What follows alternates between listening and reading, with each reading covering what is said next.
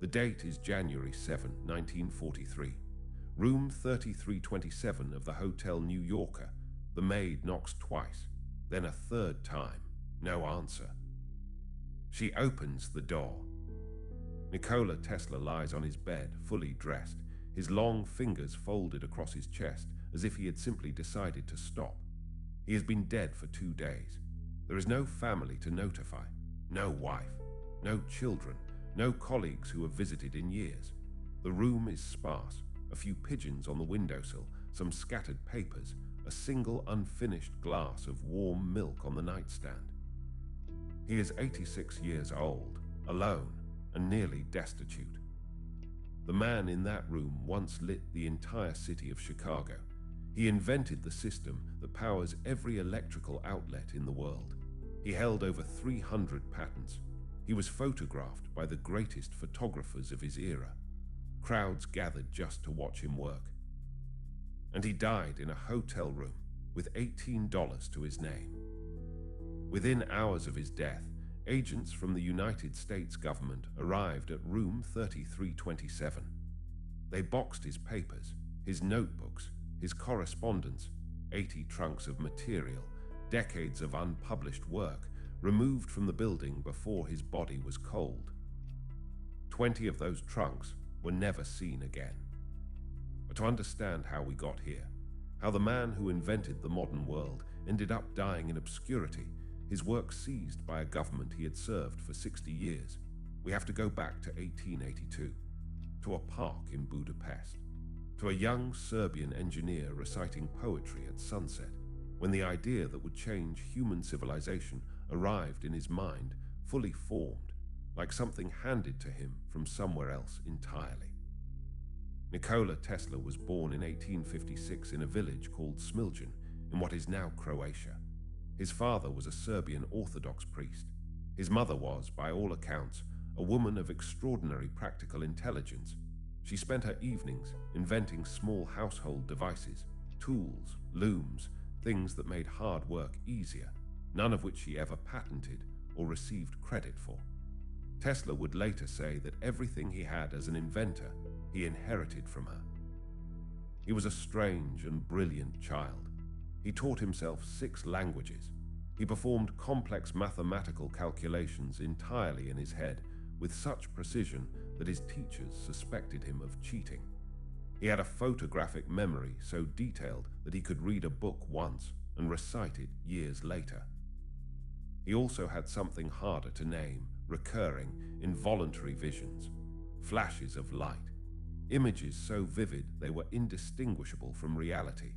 He would later describe them not as illness, but as the precursor to invention, his mind projecting solutions before he had consciously formulated the problem. He studied electrical engineering in Graz and Prague. By 1882, he was working in Budapest, and the problem consuming him was one that the entire electrical engineering community had declared essentially unsolvable. How to build an electric motor that operated without brushes, the mechanical contacts that created friction, sparks, and constant maintenance problems in every motor then in existence.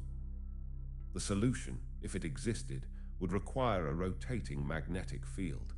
No one had managed it. In the spring of 1882, Tesla was walking in a Budapest park at sunset, reciting Goethe from memory when it came. The complete solution, not a fragment, not a direction, the complete solution appeared in his mind as a fully realized image. He grabbed a stick and drew it in the dirt. The geometry of a rotating magnetic field, the principle underlying what would become the AC induction motor. The thing he sketched in the dirt that evening is still, today, the fundamental operating principle behind almost every electric motor on the planet. He needed resources. He needed someone who could see the scale of what he had conceived. A colleague gave him a letter of introduction to the most famous electrical engineer in the world. In 1884, Tesla boarded a ship for America with that letter, some poems he had written, and almost nothing else. The letter was addressed to Thomas Edison. Edison read it. He was interested. not in Tesla's alternating current ideas, which he had no use for, but in Tesla as a worker. He needed someone who could solve engineering problems fast. Tesla needed a laboratory. The arrangement suited both men, temporarily.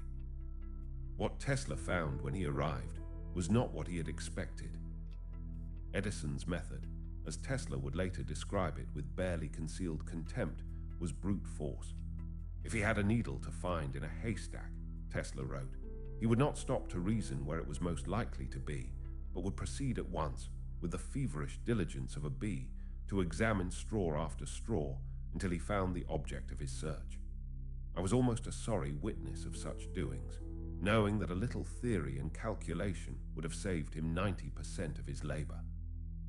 Two men could not have been more different in how they thought, and yet Tesla worked for Edison for nearly a year, 12 to 18 hours a day, 6 days a week, solving problems other engineers had abandoned. He redesigned 24 of Edison's DC generators from scratch, rebuilt the automating switching systems that connected them, and produced results Edison's own team had said were impossible.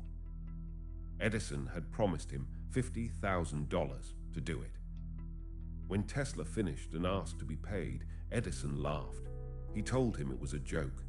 "You don't understand our American humor," Edison said. Tesla quit the following day. He spent the next year digging ditches in New York, working on a utility crew, while trying to find anyone who would back his alternating current system. He eventually succeeded. In 1887, he formed the Tesla Electric Company and filed 7 foundational patents in a single year: generators, transformers, motors, the entire infrastructure of an AC electrical system from source to socket. George Westinghouse saw the patents and understood immediately what he was looking at. He bought the rights to Tesla's polyphase system for $60,000 and a royalty of $2.50 per horsepower of electrical capacity sold. It was a deal that should have made Tesla one of the wealthiest men in America. What happened next is known to history as the War of Currents, and what Edison did during it was not competition. It was something closer to warfare. Edison's system ran on direct current, DC, electricity flowing in one direction from a generator to whatever it was powering. It worked. It lit Lower Manhattan, but it had a fundamental limitation that no engineering could overcome. DC could not be transmitted over long distances without catastrophic power loss. To supply an entire city, Edison's infrastructure required a generating station approximately every mile. Tesla's alternating current was different in kind, not just degree. AC could be stepped up to high voltage using a transformer, transmitted across hundreds of miles with minimal energy loss, and stepped back down for safe use at the destination. One generating station could power a region. The implications were total. AC didn't just compete with DC, it made DC obsolete. Edison understood this the moment he saw Tesla's patents. And then he decided to destroy alternating current before the public understood what it could do. He began in print, publishing articles and distributing pamphlets claiming that the high voltages required for AC transmission made it inherently and fatally dangerous. He privately wrote to his colleagues with grim satisfaction, "Just as certain as death, Westinghouse will kill a customer within 6 months after he puts in a system of any size." He publicly vowed that his company would never adopt alternating current as long as he was in charge. But the pamphlets were only the opening move. Edison arranged access to his laboratory at West Orange, New Jersey, for a consultant named Harold P. Brown. Brown had no prior connection to the current debate. What he did have was Edison's financial backing, Edison's equipment, and Edison's chief electrician, Arthur Kennelly, assigned to assist him. Brown began staging public demonstrations, inviting audiences and newspaper reporters to watch him electrocute dogs with alternating current on a stage to dramatize its danger. The demonstrations were theatrical and deliberately grotesque. They generated exactly the headlines Edison needed. Then Edison and Brown escalated in a direction that crossed into something that can only be described as collusion. The state of New York was in the process of adopting electrocution as its method of capital punishment, replacing hanging. Brown lobbied for alternating current to be designated the technology of execution. If AC became the method by which the state of New York killed convicted criminals, if the public came to associate it with state killing, the psychological damage to Westinghouse's commercial ambitions could be permanent. The entire operation was documented. On August 25, 1889, the New York Sun published 45 letters stolen from Brown's office. The letters revealed everything: that Edison Electric's own treasurer, Francis Hastings, had orchestrated Brown's campaign from inside the company, that Edison Electric had paid Brown $5,000 to purchase surplus Westinghouse generators for his demonstrations, and that the company had paid to distribute Brown's anti-AC pamphlets. Edison had provided not just a laboratory, but active coaching. He and Kennelly had personally coached Brown on his testimony during the Kemmler appeal hearings. Because Westinghouse refused to sell his generators for use in executions, Brown and Edison Electric colluded with a third company to acquire 3 used Westinghouse generators under false pretenses. Those generators powered the first electric chair. On August 6, 1890, a convicted murderer named William Kemmler was strapped into that chair in Auburn Prison, New York. The execution was botched. The first charge was insufficient. Kemmler was still alive. He had to be electrocuted a second time. Witnesses reported the smell of burning flesh. Newspaper coverage was lurid and horrified. Edison privately used the occasion to push for a new verb to be Westinghoused as a synonym for electrocution. He wanted the association to be permanent. It was the most sustained and deliberate campaign of technological disinformation in the history of American industry. And then something happened that ended it. In 1893, Chicago hosted the world's Columbian Exposition, the World's Fair. More than 20 million people attended. The fair needed to be illuminated across 600 acres of buildings and grounds, simultaneously, in a display that would show the world what electricity could do. Edison's General Electric bid to light it with direct current. Their bid came in at over $500,000. Westinghouse, using Tesla's AC system, submitted a competing bid for roughly half that. The fair's organizers awarded the contract to Westinghouse. On the evening of May 1, 1893, President Grover Cleveland pressed a gilded button. 200,000 electric light bulbs came on simultaneously across the entire fairground. The crowd went silent. Then the sound started, something between a gasp and a roar that witnesses described for the rest of their lives. The war of currents ended that night in practical terms. What alternating current could do was no longer a theory. It had just shown 20 million people. Within 2 years, Tesla and Westinghouse won the contract to harness Niagara Falls, the first major hydroelectric power station in the world.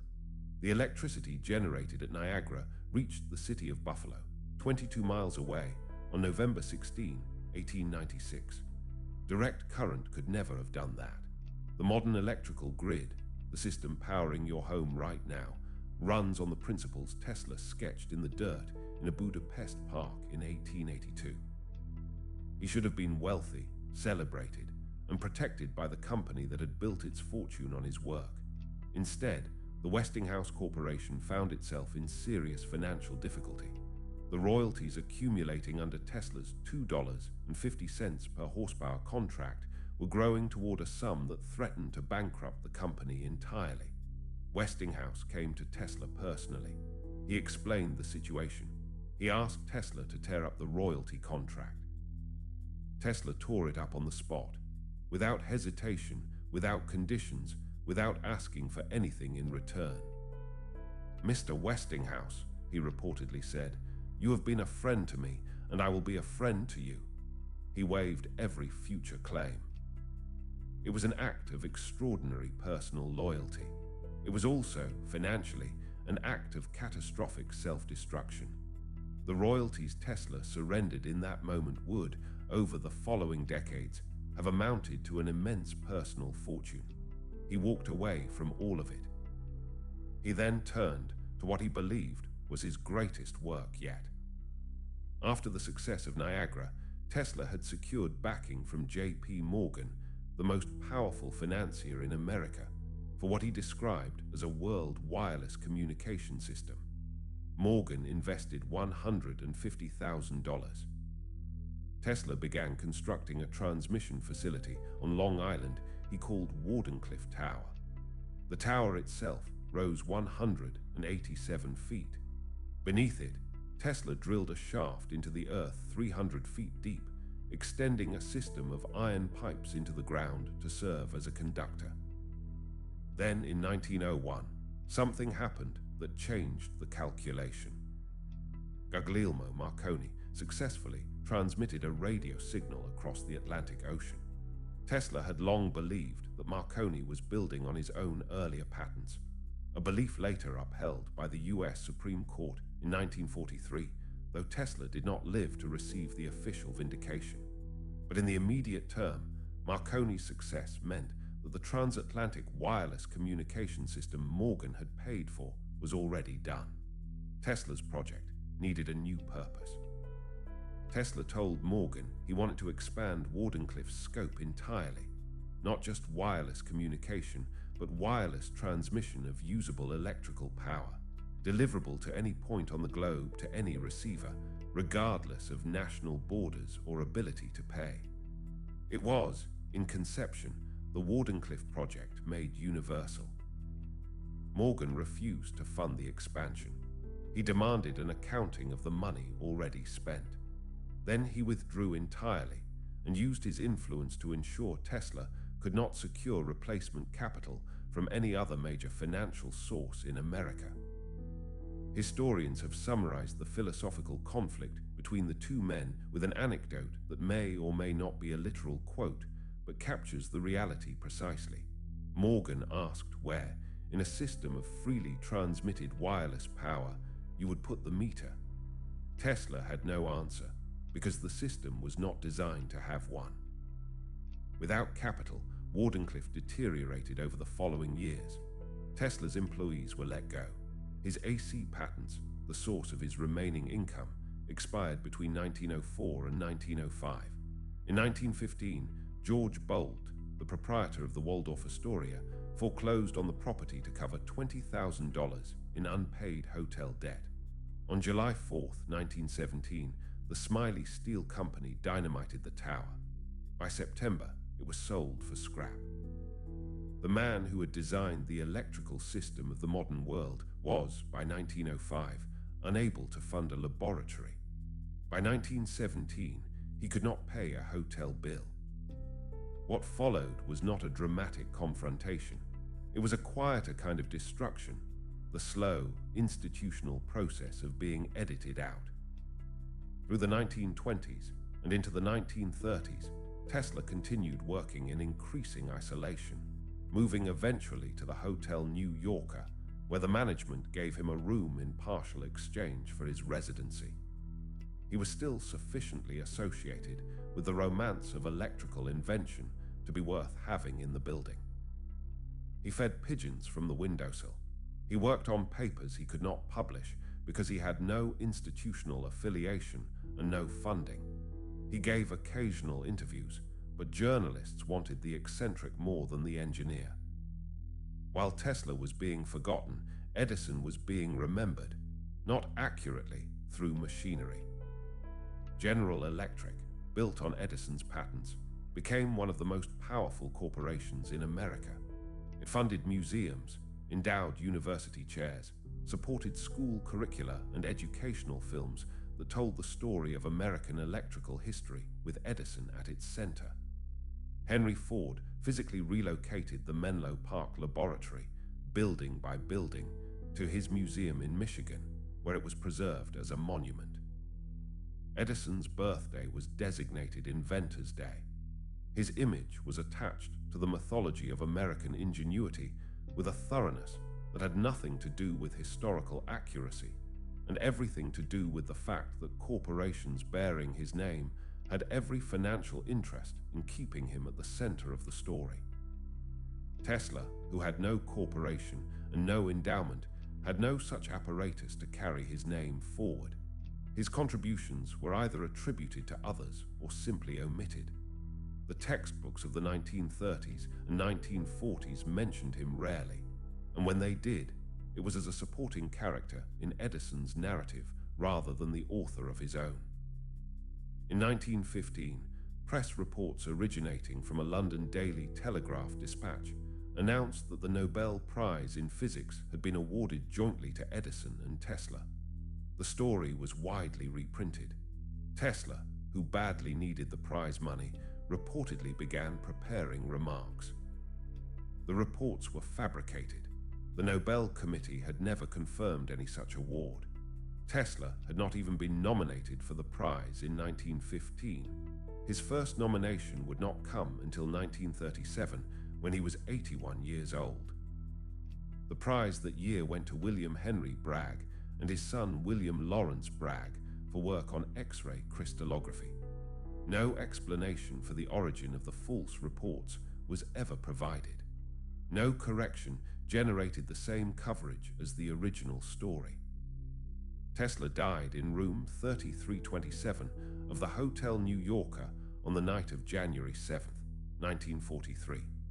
He had been dead approximately 2 days before the maid opened the door. The agents who arrived that morning were from the Office of Alien Property. Despite Tesla's having been a naturalized American citizen since 1891, the seizure was legally predicated not on his status, but on that of his heir. Tesla's nephew, Sava Kosanovic, was a Yugoslav government official and therefore a foreign national. The FBI had flagged Kosanovic as having suspected communist connections and believed he might make Tesla's work, specifically his theoretical notes on a directed energy weapon he had called Teleforce, a particle beam capable of bringing down aircraft at distance, available to enemy nations during wartime. The agents removed approximately 80 trunks of material from the hotel room and from a storage facility where Tesla kept additional papers. Everything was logged, boxed, and transporting to a secure location in Manhattan. The papers were reviewed by FBI researchers and by a team assembled for what the military called Project Nick, an investigation into whether Tesla's theoretical weapons concepts were actionable.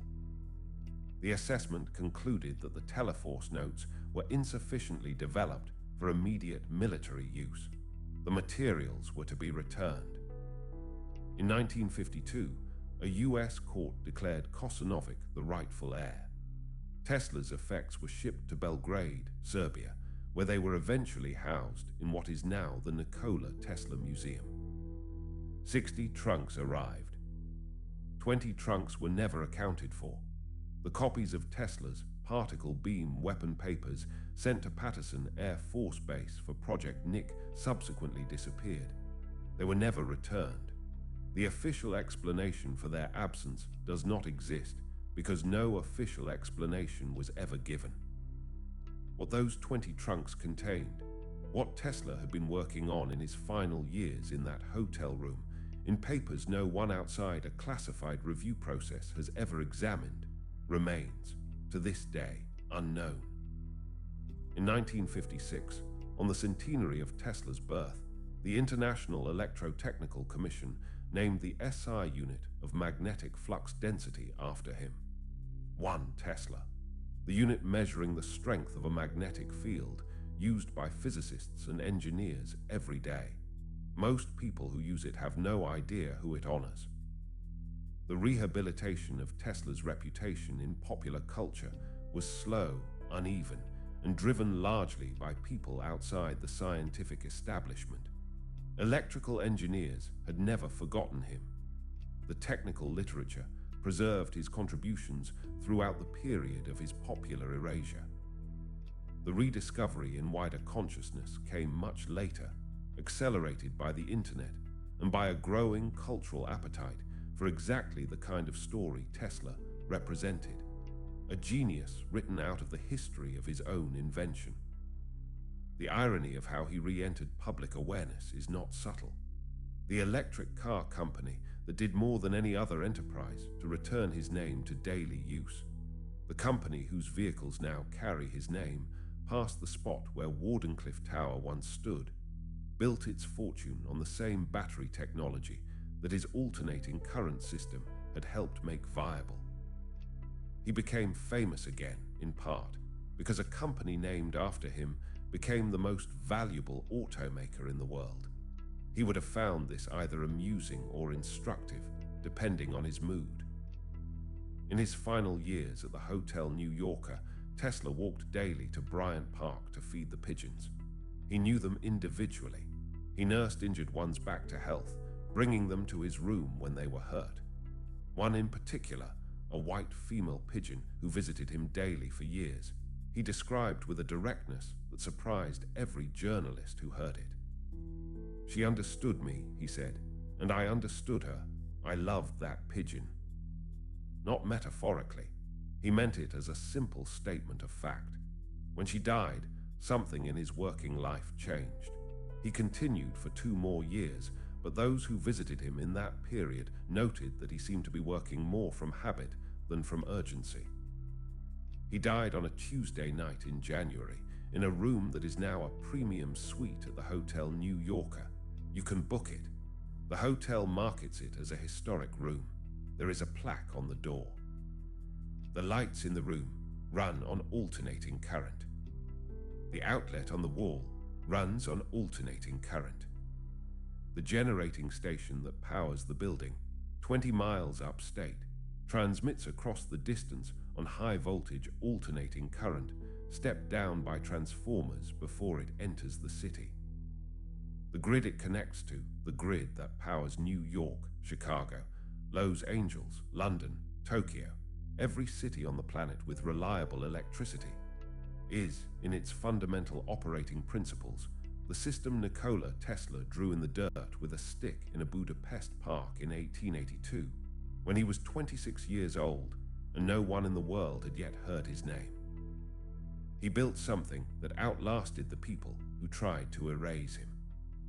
He built something that outlasted the forgetting. In a life full of things taken from him, credit, money, funding, patents, 20 trunks of irreplaceable work, the one thing that could not be taken was the grid itself. It runs whether anyone remembers who designed it or not. It has been running for over a century. It will almost certainly still be running long after the last person who has ever heard the name Nikola Tesla is gone. That is, in the end, the only kind of monument that cannot be demolished for scrap.